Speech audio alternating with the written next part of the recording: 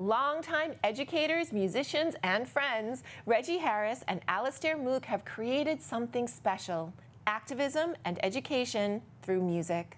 We went on the local scene to learn more. That's the $1 million question.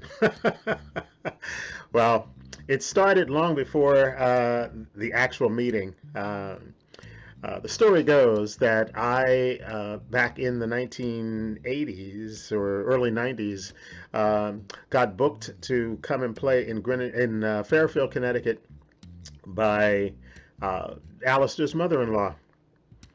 And so 2 weeks in Fairfield, and I met his wife, Jane, when she was, I think, 10 years old. And we became family friends, and for years and years and years, watching Jane grow up and being friends of the family. And then Jane went off to college and met Alastair and brought him home and decided to marry him after we all passed judgment. And then so Alastair and I met, and he became a musician, and we've shared a friendship for over 25 years. But we didn't talk much about what we talk about in this program, and that's kind of a key piece of it. We had a warm and polite friendship. We didn't get into what we do in this program, which is talking about race, and interracial conversations about race are rare and hard in America. And, we both had to get to a point where we were willing to dig into that together. I had a lot of learning to do. I reached out to Reggie as I was doing some work with other peers of color in music. And so reached out to him, and this was after George Floyd was murdered, with some specific thoughts and questions about how we could work in the folk music realm. And at that point, we started to dig in, and as we talked more and more, it started to seem like there was a conversation here that we could model for other audiences about how to have conversations about these hard things. Well, the first thing I said to Alastair when we began talking was, I'm not doing a collaboration. I'm busy, I'm tired, I have enough to do. And he said, fine. But the more we talked and the more we dove in, the more it seemed not only possible, but it seemed really important. We have a real synergy with each other, and the friendship aspect really matters, but also with the way where we are in the country and the world right now. I loved Alastair's ability to cut through to the core, and at the same time we share this real love of roots music and music in general. So slowly but surely we began to see a window for using the music to get to things that came out of what we were both already doing in our separate shows. And I think Reggie and I both feel like the importance of getting this work out there is the primary thing. But every collaboration is very different. And Reggie and I think, have something very special. We have a shared vocabulary, a musical and a sort of shorthand for talking about these things. And the show has evolved a lot in the few years we've been doing it now. For one thing, I got a lot more comfortable. I was very passive early on, and I would ask Reggie questions, and it was more directive. And there was a point where Reggie really kind of empowered me and said, especially when we work with kids, they need to hear from you. They need to hear your point of view, your lived experience. And he said something that really opened things up for me, which was, there are things that you can say as a white performer that white audiences will hear that they don't hear from me. And of course, the opposite is also true. But at that point, I think our program took on a new level of real collaboration, where we lift this weight together. And I think that the sum is greater than the parts, because it is so unusual to see people be willing to have these conversations in an open and honest way. And then music is the honey. That's what we use to open each other up and open the audience up. And I think it's a really important tool. It's one approach to how to have these conversations in a way that is inviting and draws people in rather than pushing them away.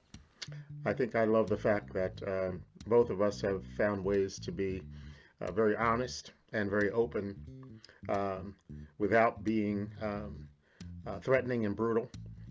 And at the same time, I think we exhibit a trust in our willingness to risk.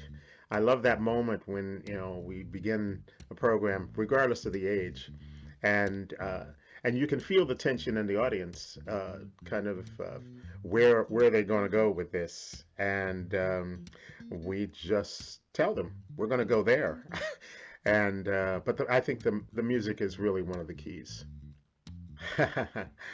Well, I think the level of difficulty partly is related to how much work a person has done.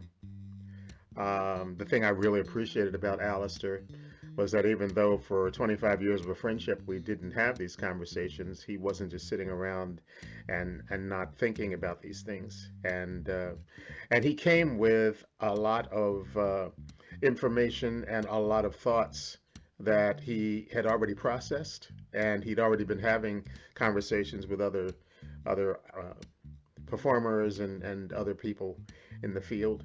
I was at the time having a lot of conversations with a lot of people who were kind of racism 101. And, I've committed to that mission, but it is very tiring. I couldn't work with somebody, obviously, that is on that level. But Alastair came in ready to go, and yeah, he's learned and evolved, but he's also stretched me on a number of issues. And I love the fact that we also just don't stop with race. One of the things that I think is a key difference in the work that I do with others is that we really talk about oppression and prejudice across the board. And I think that gives an access to people, because you never know who's in your audience.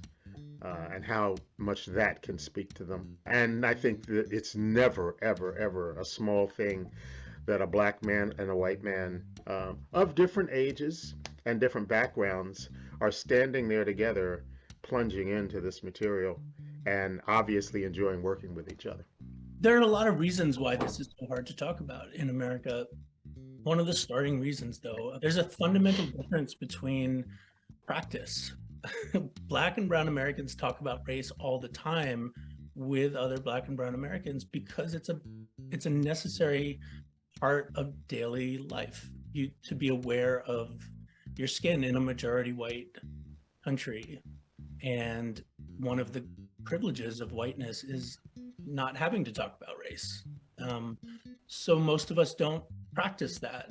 We don't learn how to have the conversations, and then we're wrapped with all sorts of fear about if I say the wrong thing, and a lot of that fear has been heightened in some ways.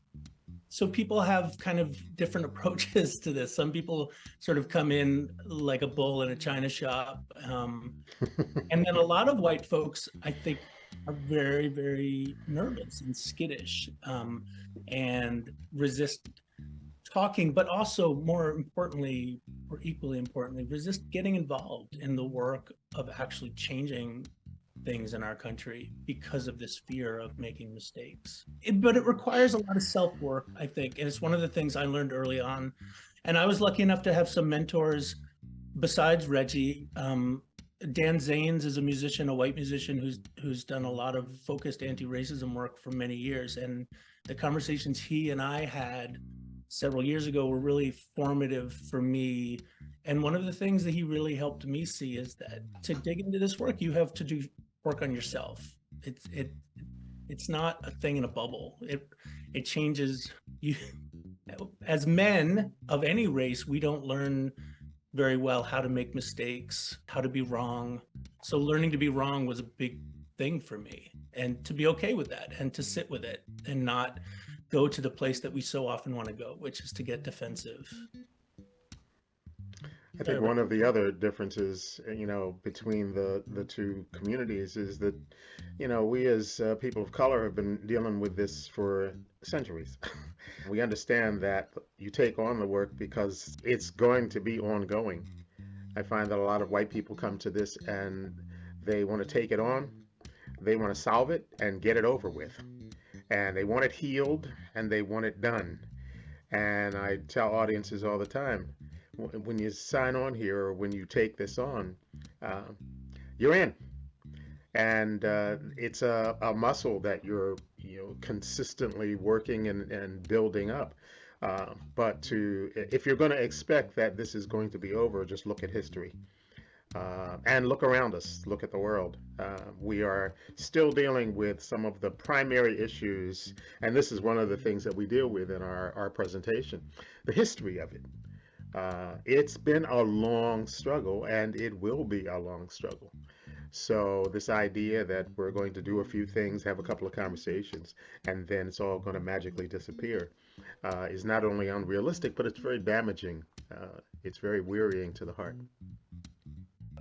In addition to everything else, we're performers and entertainers. So it's important to have people have a good experience of the show. We're not going to be batting people over the head and taking them through a painful experience. And in the midst of having some fun, in the midst of feeling uncomfortable at times, we will try to create an atmosphere where people can hear and experience and feel some very real feelings. And I think often our audiences discover that this experience is something, while hard, while difficult, is also something in which there's a lot of joy. We also, I think, both approach this in a way of invitation, and the music and the warmth and the humor, like all of that is about pulling people in and inviting them into this space. So in terms of our audiences, we've had great experiences across the board. And I think audiences are self-selecting. There are people who absolutely don't want to have these conversations or witness them or be part of them, who've, put their foot down and said that that they're colorblind, right? This is one of the great expressions in America. I don't see color, which only white people can choose to do. Those folks don't come to our shows. Sometimes I see comments, threads on advertisements for shows of people saying, why do we need that stuff? But they don't show up, because to show up would require them being willing to challenge themselves, and I don't think they are. So the folks that come from a lot of different backgrounds and spaces and are in different places in their own journey about thinking about this, but the fact of showing up we take as a sign of being interested in learning and participating. So we welcome people in. And I love the fact that, we hear people come up after and they say, wow, I learned something. And it's like, that's not the worst thing in the world. You never tire of people telling you that something has really impacted them, and, the stories. But I love those moments where parents come up with a younger child who obviously has said to the parent, I want to go talk to the performer, or I want to go tell them I enjoyed the show, and then they get there and they can't get the words out, and the parent is kind of trying to coach them, and you just see in their face that the relationship has been established. They feel a level of trust, and they finally get out whatever, or maybe they're just really so excited they just plunge right in. But yeah, I think I watch after shows, and I'll be in one place with people around me, and Alastair will be in another place with people around him, and I think we hear the same things, that people are so happy they came, and then they want to share some part of the show that really meant something to them. Yeah, when we do school shows, especially, two things stand out for me. We hear a lot from teachers afterwards who come up and say, thank you for talking about this. And I think it's such an essential part of what we do, that the sense that we're visitors, we're tourists when we go to school, we're in and out. It's the teachers that do the work, right? And so, especially in those settings, I think Reggie and I see ourselves as planting seeds, but it's up to the school to nurture that and continue the conversation. So it's really meaningful to see teachers embrace it. And we're living in such fraught times. Um, the backlash to talking about race has been so strong, and in some parts of the country, this is absolutely not possible to do what we do. But even around here, teachers feel this fear. There are vocal minorities, even in liberal towns around Massachusetts, of people who come and talk to school boards about critical race theory, which is nonsense and has nothing to do with what Reggie and I do in our programs. But that fear that comes with it is real. And we've done it in New Hampshire now, in schools in New Hampshire where they've passed one of these anti-CRT rules. So the stakes can be high, and it's meaningful to hear from teachers and administrators that they value this and that they're brave enough to take it on. The other thing that stands out for me is in the suburbs close to Boston, a lot of towns that are majority white have the historical METCO program, where families from Boston, almost entirely Black and brown, choose to send kids to suburban schools. And it's fraught. It's a complicated dynamic.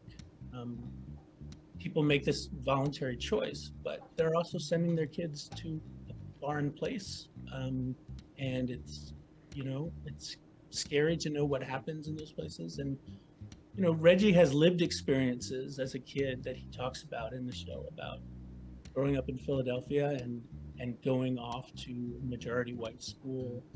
But also, just it's rare enough for kids to see a Black performer on stage. And sometimes I see kids come up, Black kids who just want to sort of make a connection. I see you. I'm glad you're here. And it's Yeah, just the proximity.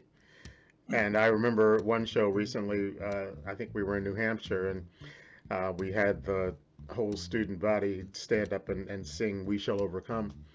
And as we plunged into a question and answer after that one, I think seventh or eighth grader, she said, you're talking about all of this stuff in the civil rights movement, and singing that song made me feel what they must have felt. And for a young person of that age in an auditorium full of their peers to be willing to actually voice that was a very powerful moment. Sometimes, you're really working with peer pressure, and obviously kids are not really willing to sort of step out, or they laugh and they feel uncomfortable with how they can express themselves, trying to encourage their friends to laugh along with them. Uh, but I think the surprise that they're feeling something from these stories is a new experience, and it's one that I feel very good about our ability to produce that kind of atmosphere. I've learned so much personally from Reggie, but also together. I think we've learned a lot how to do this work. Hmm. And I do think it's important that we both feel like we can take this out into the world and continue it, because this is, to Reggie's earlier point, this is long haul stuff. And part of our work as growing elders in the field is to plant some seeds among our younger musician peers too, and hope that they'll continue this kind of public work going forward. Over the course of years, I've probably because of experience and also age, I've become a pretty fearless guy with being willing to step out. But this work with Alastair has taught me something about a different kind of fearlessness, and I really appreciate how this work has stretched me, and how it also has, as he talked earlier about having language, how it has helped me in some ways to develop my language and develop the approach that I use. So, even when I'm not with him, there is a palpable difference that I can see in my own performances. Bernice Johnson Reagan, person who started Sweet Honey in the Rock, she said music makes things possible that seem impossible.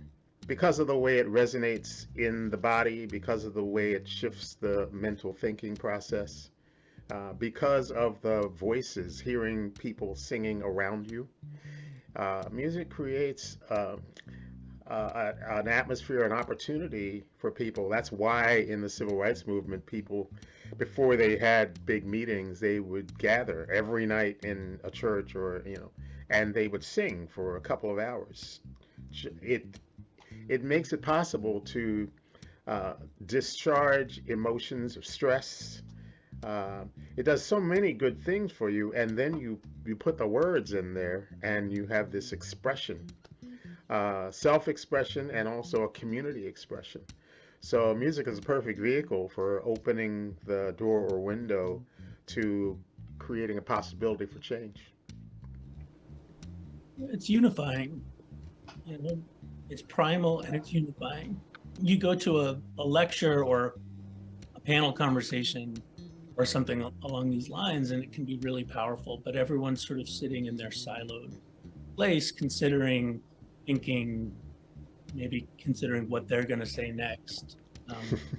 Music's an opportunity to stop thinking for a few minutes and to be together in something. It's ancient and it's ritualistic, right? And it was so central to those early Southern years of the civil rights movement that, because we talk a lot about history, to exclude that piece of it would, to me, that's part of how we honor the history of the people who were brave enough to go before us, to push these conversations into the nation, right? And King and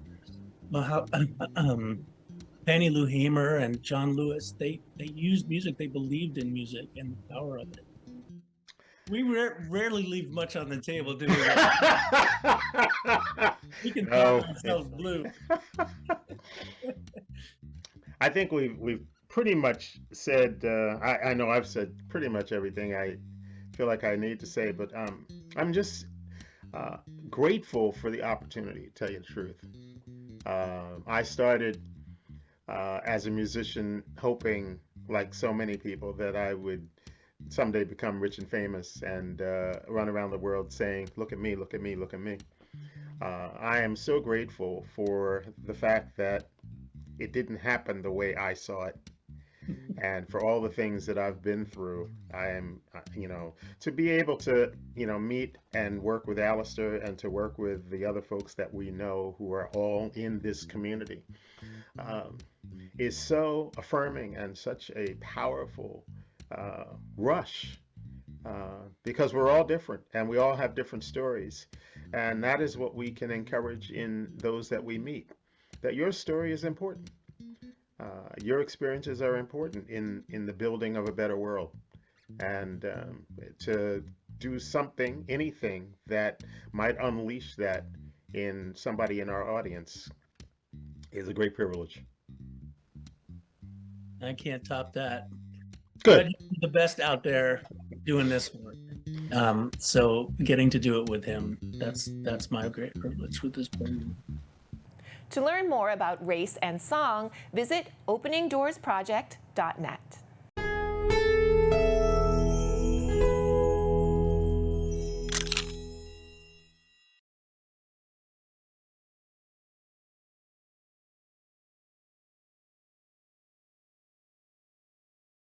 Thank you for watching. If you enjoyed this video, please hit the like and subscribe button before you go. We'll see you next time.